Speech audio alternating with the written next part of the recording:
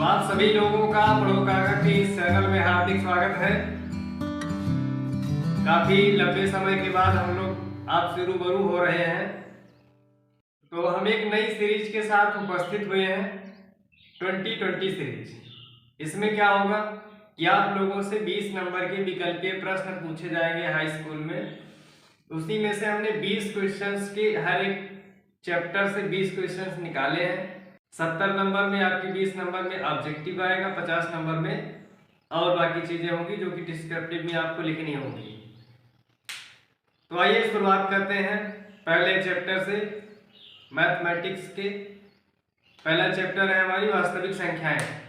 तो वास्तविक संख्याओं के हमने कुछ प्रश्न बनाए हैं और कुछ आप लोगों को आगे उपलब्ध भी करवाया जाएगा। अभी इस समय जो भी चल रहा है इसको आप लोग देखेंगे। तो काफ़ी खुशी है हमको कि आपके सामने हमने क्वेश्चंस को रख दिया है। अब इन क्वेश्चंस को हम करवाएंगे भी आप लोगों के सामने और इसमें से नोट भी कर लीजिएगा, आप लोग करने का भी प्रयास कीजिएगा। थोड़ा सा हम हट जा रहे हैं, इसमें से आप लोग जो है स्क्रीनशॉट या कुछ भी ले लो जिससे आपको प्रश्न मिल जाए। हम बीच बीच में आते रहेंगे तो डिस्टर्ब होगा आपको देखने में। इस समय आप लिख सकते हो, थोड़ा सा बगल हो रहे हैं, ठीक है, देख लीजिए। ये सारे क्वेश्चंस आपकी परीक्षा के दृष्टिकोण से बहुत अच्छे प्रश्न हैं। चैप्टर 1 का है ये, वास्तविक संख्याओं का। तो आप लोग इसको लिख लीजिए, आपके लिए इतना टाइम दिया था हमने, आप वीडियो रोक करके अपना लिख लेना और उसके बाद फिर इस पे आप हल कीजिएगा। आइए देखते हैं इसको फिर क्या होगा। इसमें पहला क्वेश्चन है अभाज्य संख्या है। तो देखिए अभाज्य संख्याएं क्या होती हैं। अभाज्य संख्याएं वह संख्याएं होती हैं जो स्वयं से या फिर एक से कट जाती हैं। इसके अलावा अगर नहीं किसी से विभाजित हो रही है तो वो होती है अभाज्य संख्या। अगर एक और स्वयं के अलावा किसी और दूसरी संख्या से ये विभाजित हो रही है तो इसको कहा जाएगा भाज्य संख्या। यही तो होती है परिभाषा। तो 0 ना तो भाज्य है ना अभाज्य है और 1 भी ना तो भाज्य है ना अभाज्य है। 8 आपके पास है, ये है भाज्य संख्या। असल में बचा क्या फिर, सी वाला ऑप्शन जो तीसरा वाला ऑप्शन है आपका, ये 2, ये क्या हो जाएगी, अभाज्य संख्या हो जाएगी। निम्न में से कौन सा सह अभाज्य संख्याओं का एक युग्म है। युग्म मतलब होता है जोड़ा। अब इसमें देखिए इधर भी 2 संख्याएं लिखी गई, यहाँ भी सब जोड़े के रूप में लिखा गया है। सह अभाज्य, सह मतलब होता है साथ, अभाज्य का मतलब होता है जो न कटे। तो आप ये नहीं समझेंगे इसमें कि हाँ अलग अलग दोनों संख्याएं अभाज्य होनी चाहिए। अलग अलग दोनों संख्याएं चाहे जैसी हो, चाहे कटती हो चाहे न कटती हो, लेकिन वो आपस में उनका गुणनखंड उभयनिष्ठ नहीं होना चाहिए। यानी कि इसका गुणनखंड किया जाए 18 का और 26 का, तो इनके दोनों गुणनखंड में कोई भी कॉमन आपको ना मिले। लेकिन इसमें देखिए तो 2 से 18 भी कटेगा और 2 से 26 भी कटेगा, यानी कि 2 आपके पास कॉमन फैक्टर मिल रहा है। इसमें भी 32 और 62 देखा जाए 2 से कटेगा, तो 2 से कटेगा यानी कि दोनों के पास कॉमन फैक्टर 2 है। इस वजह से ये क्या होगा, सहभाज्य नहीं होगा। इसमें भी 2 फैक्टर कॉमन है। अब इसमें सब में देखा जाए तो इसमें केवल नहीं कॉमन है 32 और 93 में किसी एक संख्या से दोनों विभाजित नहीं होंगी, एक को छोड़ करके। तो एक को छोड़ करके ये बाकी संख्याएं किसी से एक ही संख्या से नहीं कट रही, इस वजह से ये क्या होगी, सह अभाज्य। दोनों संख्याएं साथ साथ एक संख्या से ना कटे तब कहलाता है सह अभाज्य संख्या। तो इसमें ये वाला ऑप्शन सही होगा आपके लिए, सह अभाज्य संख्याएं। देखिए वास्तविक संख्याओं के अंतर्गत जो भी संख्याएं आती हैं आपके उसमें से प्रश्न पूछा जा सकता है। कहीं पूछ सकता है कि पूर्ण संख्या क्या है, इसमें जैसे ऊपर वाले ऑप्शन में पूछा जा सकता है पूर्णांक क्या है, प्राकृतिक संख्या क्या है, इस तरीके से भी पूछे जा सकते हैं। अगला देखते हैं फिर तीसरा क्वेश्चन। तीसरा क्वेश्चन है x बराबर a cube b square c और y बराबर bc।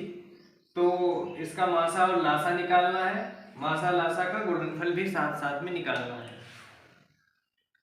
आप लोगों ने ये प्रश्न सभी लिख लिए होंगे, तो थोड़ा सा हम ऊपर इरेज कर देते हैं, उसके बाद फिर आप देखिएगा। तो ये तीसरा क्वेश्चन है, इसमें आप लासा और मासा निकालने चल रहे हैं। लासा और मासा निकालने के लिए इस तरीके से कोई सवाल आता है, ये बहुत आसान से आपको समझा देते हैं, बहुत आसान ट्रिक है, बस थोड़ा सा दिमाग लगाना। आइए, इसका सबसे पहली बात तो आप गुणनखंड टाइप में लिखिए। यक्स बराबर क्या होगा, ए गुणे ए गुणे बी गुणे सी, ये हो जाएगा। y बराबर लिखा है बी सी। मासा वह संख्या होती है जो दोनों में कॉमन होती है, यानी कि यहाँ पे देखो ये सी कॉमन है और बी कॉमन है, यानी कि इसका जो मासा निकल के आएगा वो आपके लिए निकल के आएगा बी और सी मल्टीप्लाई के साथ। और जो लासा होता है, ये जो चीजें कॉमन है वो तो एक बार, और जो कॉमन नहीं है उनको उतनी ही बार।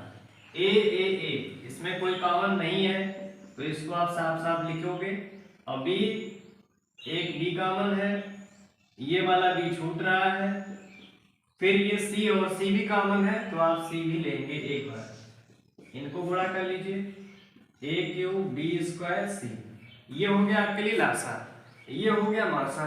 दोनों का गुणा कराएंगे क्या हो जाएगा, ए क्यूब बी क्यूब और सी स्क्वायर, ये हो जाएगा। देखिए कौन सा ऑप्शन सही है, ये तीसरा ऑप्शन आपके पास बिल्कुल सही जा रहा है। अच्छा, ये तो बहुत लंबी विधि हो गई। एक होता है लासा गुणे मासा बराबर दोनों संख्याओं का गुणनफल। आप यहां से लासा और मासा का गुणा निकाल रहे थे, मत कीजिए, साफ साफ करिए, यक्स का मल्टीप्लाई वाई से करवा दीजिए, यानी कि ए क्यूब बी स्क्वायर सी गुणे बी सी, गुणा कर लीजिए, ये क्या जाएगा। ये भी बहुत आसान सी बात है। अगला सवाल देखते हैं। अगला अभी लगवाया ही है, मासा और लासा वहां पे आ चुका है। आप केवल ऑप्शन चुन सकते हो इसमें से। ये देखिए, लासा एक्स वाई, लासा x y, A cube B square C आया है, तो A square B cube C जहां भी हो ये है, और मासा बी सी आया है, तो इसमें से दूसरा ऑप्शन आपके लिए सही हो जाएगा। संख्या 156 का एक अभाज्य गुणनखंड होगा। 5वां क्वेश्चन है आपके लिए। 2020 सीरीज में आप सभी लोग बिल्कुल मन लगा के पढ़िए, आपके पास 20 के 20 क्वेश्चन आपकी मुट्ठी में होंगे। बिल्कुल पेपर की दृष्टिकोण से बनाया गया है ये सीरीज। 156 का गुणनखंड कर लीजिए, जो भी आता हो। 2 7 14, फिर 2 से कटेगा, ये 3 से कटेगा, यानी कि 2 की पावर 2 मल्टीप्लाई 3 मल्टीप्लाई बाई 13, ये आपके पास हो जाएगा। देखिए किसमें है ये है ऑप्शन नंबर दूसरे। तो इसमें बचे हुए क्वेश्चंस आपको अगली वीडियो प्रोवाइड कराएंगे। इस वीडियो में केवल इतना ही आपके साथ। Thank you.